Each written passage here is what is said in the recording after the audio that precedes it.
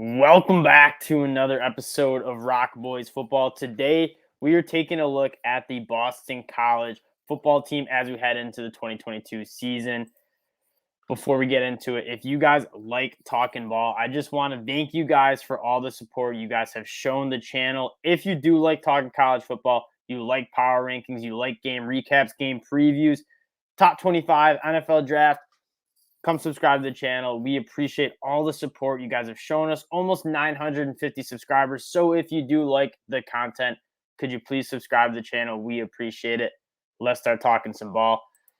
This Boston College team is being slept on, I think, nationally. Jeff Hafley coming into his third year, he's done a good job. I mean, they're about 500. He went 6-5 their first season, 6-6 their second season.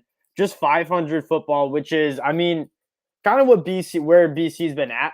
But if you're a BC fan, this team is very good, and you're looking to Jeff Hafley to take kind of that next step and kind of become a 7-8 win team that is contending to get into an ACC championship game.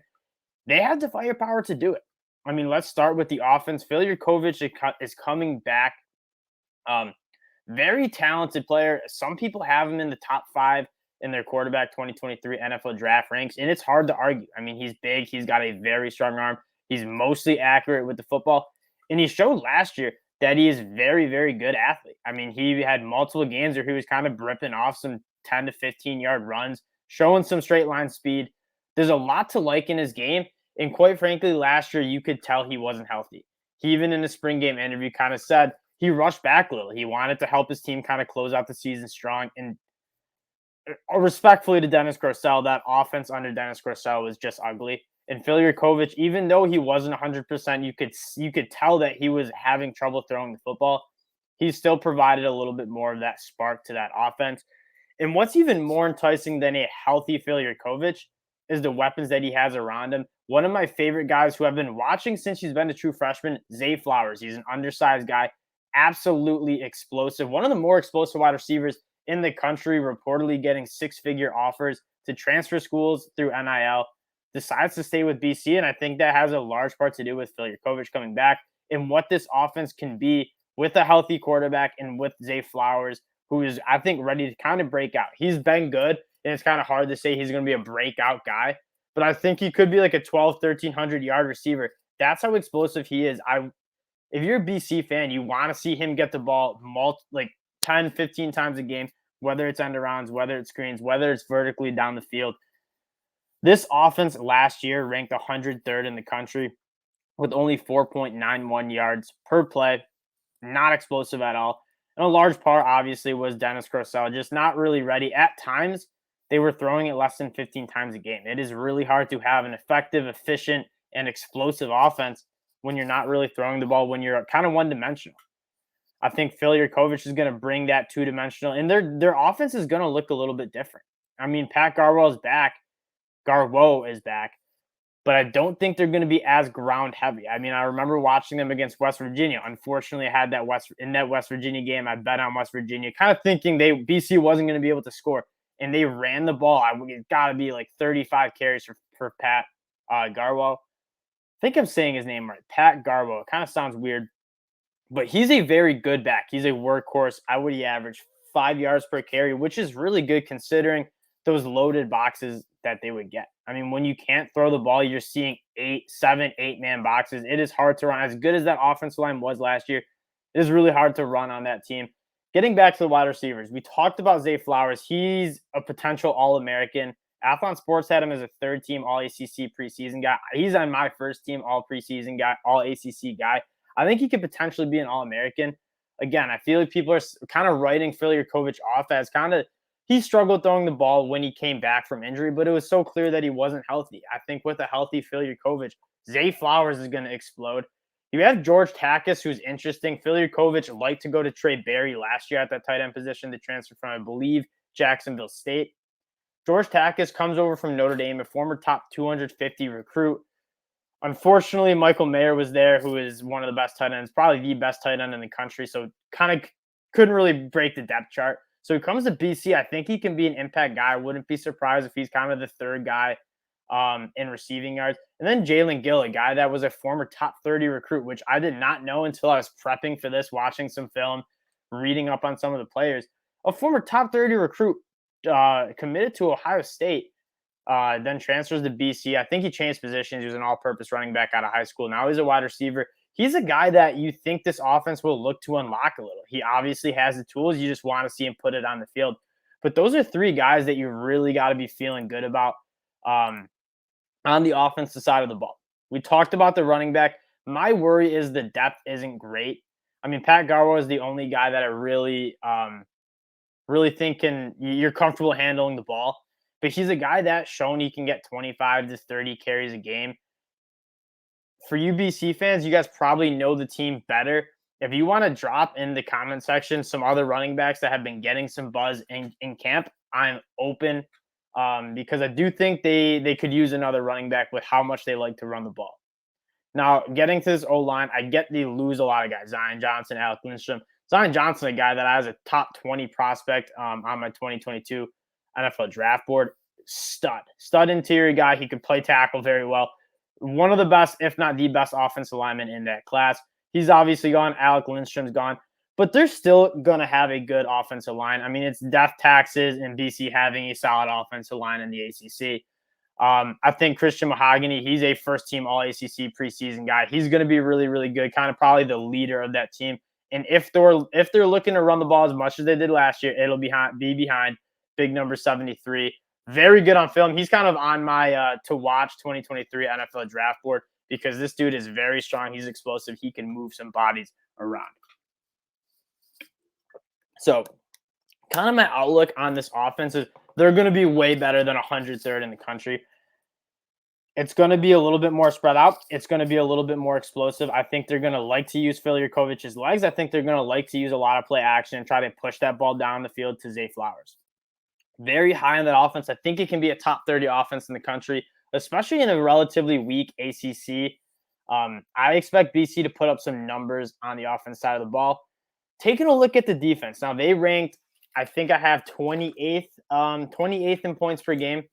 This is a little bit inflated just because of how much they like to run the ball. They weren't having to defend on that many possessions because BC's strategy last year was control the ball as much as possible, control the time of possession. And so that defense wasn't necessarily strained as much as a team like Wake Forest that kind of likes their running gun. This offense, I think, is going to be a little bit more open, so the defense is going to have to be a little bit better.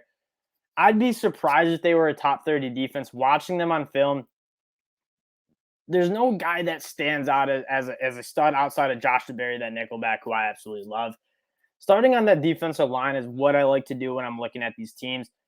It comes down to how well can you create those havoc plays, sacks, tackles for loss, QB pressures, because that's how you get turnovers. That's how you kind of get explosive plays on defense. And there just wasn't a guy that really stood out to me as somebody who can come in and make an impact. I think Marcus Valdez is probably the guy. He led the team in sacks last year at 5. You look to him to maybe get to 8 to 10 sacks this year and kind of play a role in creating those havoc plays on defense. And then at the linebacker, I really do like Cam Arnold at that will spot. He flies around the field. I mean, blitzing off the edge, he's really good. As you saw him on film, blitz the A-gap pretty well. He's a guy with a high motor. He finds the football a lot, led the team in tackles. I expect him to kind of make a strong impact on this defense.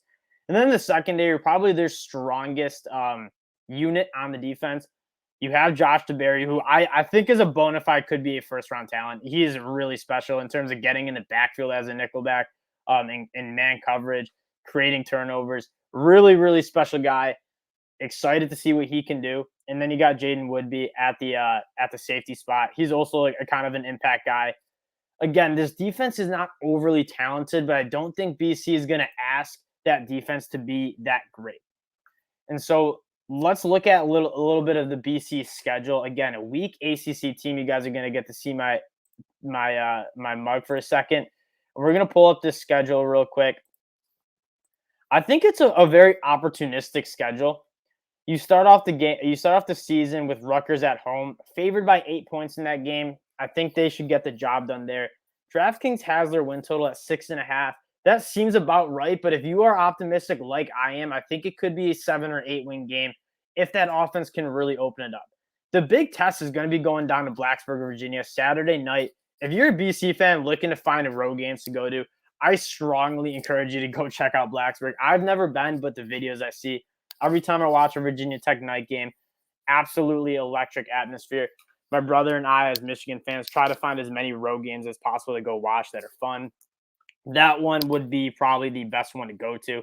That's going to kind of like, how is this BC team? Is this BC team for real? Rutgers is kind of still a developing team in the Big Ten. I expect BC to win that game pretty comfortably. Virginia Tech on the road is their big test. And if they can get through that game and then pick up that FCS win against Maine, going into Florida State at 3-0 sounds very, very good to BC fans. And Florida State's a very gettable team. I believe they lost it by 3 to Florida State, and kind of a tight one last year. Florida State's, they're going to be good, and it's going to be a tough road game to win. Obviously, Florida State's a very good environment as well, but it's certainly a winnable game. They'll probably be underdogs, but I think it's a winnable game. And then Louisville at home, that's another big one. Louisville's going to be a strong ACC team. You have to be able to take care of business at home. And then Clemson, probably not going to win that game. I'm very, very high on this Clemson team. I think that defense is going to be absolutely electric. And then you get a stretch where this is kind of determines how well this team is going to be. Wake Forest, as good as they are and how many guys they have returning, they're always beatable because that defense has a lot of question marks. That's going to be a very interesting one. They're going down to Winston-Salem, not a very hostile environment. Very, very winnable game for BC on the road. Should take care of business against UConn. Should take care of business against Duke. And then NC State on the road. NC State is very, very high in my ranks. I have them as a top 15 team. That will be a tough one. Notre Dame on the road will be a tough one. And then closing out the game at Syracuse. Going quickly over, I count Syracuse as a win. 1, 2 at Duke, 3 at UConn. I'll give them 4 at home at Louisville. I'm going to give them Maine for 5. I'm going to give them 6 at Virginia Tech, and I'm going to give them 7 at Rutgers. So probably over 6.5 wins. Again, I think they can maybe pick up a game at Florida State or at Wake Forest. But if you are high on this Boston College team, I think they can get over 6.5 wins. And that's what you're looking for as a BC fan. Like, you've seen Jeff Hafley, he kind of righted the ship. You're a 500 team in the ACC, which is hard to do. You had COVID. It's still kind of a lingering COVID effects. In 2021, their bowl game got canceled. If you're an optimistic BC fan, you're looking for them to kind of crack the 7-8 wins, kind of start competing to get into that ACC championship game. And this is the year to do it. With Phil Jurkovec, Zay Flowers, this offense should be extremely, extremely explosive. One of the teams I'm high on, I'll probably have a lot of stock in BC myself. Excited for the Eagles coming in the 2022 football season. Once again, thank you guys for all the support. Thank you guys for watching this video. If you guys are BC fans, we will be talking Boston College on this channel. They are one of my favorite teams. My cousin went there. I do watch a lot of their games.